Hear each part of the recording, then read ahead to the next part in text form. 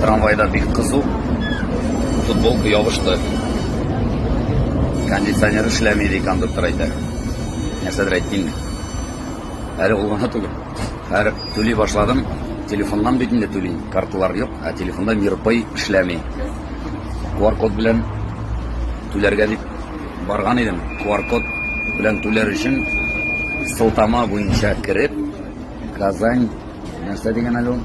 Мобильное приложение, транспортное приложение скачивать итәргә кирәк. Аннары аның аркылы кирип ничек түләргә кирәк. Минем интеккәнне күргәч, бер кыз минем янда утыра. Можно я вас покажу? Вот, менә бу кыз. Әйдәгез, мин сезнең өчен түлим дип, минем өчен түләде. Мин әйтәм, әйдәгез, сезгә күчерәм акчаны дим. Юк, кирәкми ди. Барып күчердем. Телефон номерын алып, менә, рәхмәт, спасибо огромное. Менә шул, яхшы кешеләр бар дөньяда.